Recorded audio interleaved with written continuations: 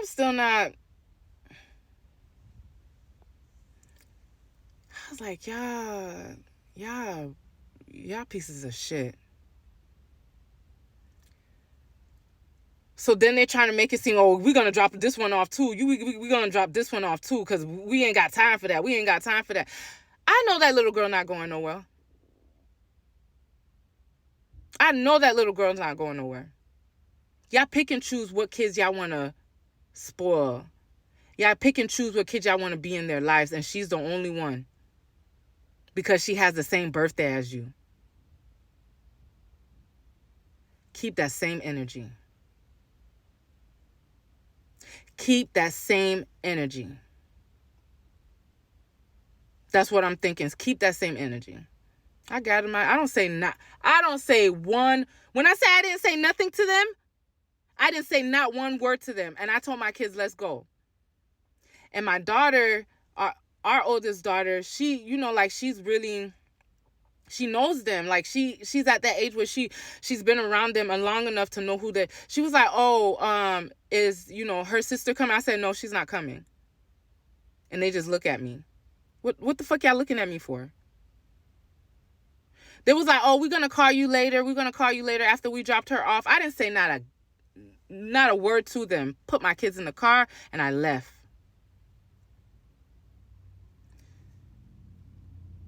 Even if your son didn't want to watch them, even for his family could have watched them for a couple of hours.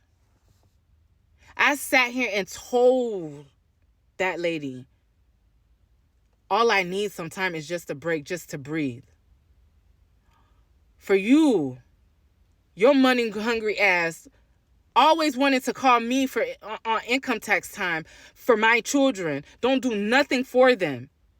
And even for your raggedy ass daughter. Y'all want to constantly talk shit about me. Even for a couple of hours. I didn't even leave them there for a good 10, 15 minutes before I had to come back and get them. Keep that same energy. And I meant every word. So then let's get back to the story where I'm at home with this bag on me. And I'm going through pain and I'm going through all this turmoil. His mom keeps calling me. His mom keeps calling me because when I put the rest of my stuff in storage, his little sister was at the storage place. She used to run. She was like the clerk there. And was surprised to see me. I'm like, yeah, we buying our house. We're going to move into our house. Not tell her where. I say, yeah, we're going to be staying over here. Not even tell her where exactly I'm going to stay. Because like I said, keep that same energy. Why are you so concerned about where your nieces and your nephew going to be? I didn't give a damn when I brought them to your house. So why you care now? Then she proceeds to tell me that she's pregnant. You're going to get everything that's coming to you. Because you used to stick up for your brother, you're going to have to go through the same thing all his baby mamas had to go through.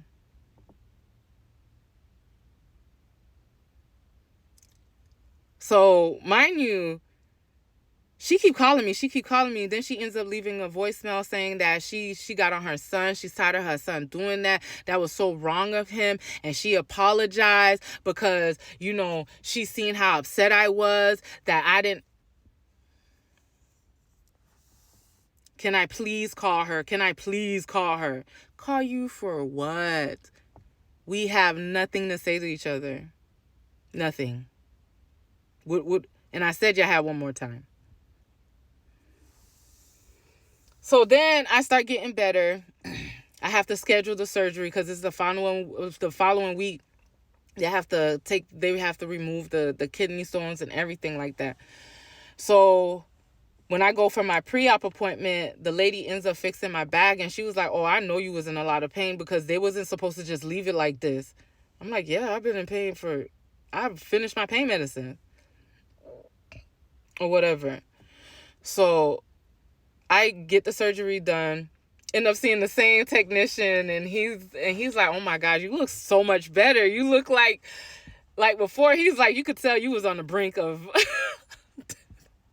I was like, yeah, because it was your driving that did it, like, or whatever. So we still like kikiing with each other, and he's like, it's good to see that you're getting better, because you know what happened in that. I was like, I know, right? And they kept blaming it on me, like, you know, I sat there and snuck food or whatever, and I didn't.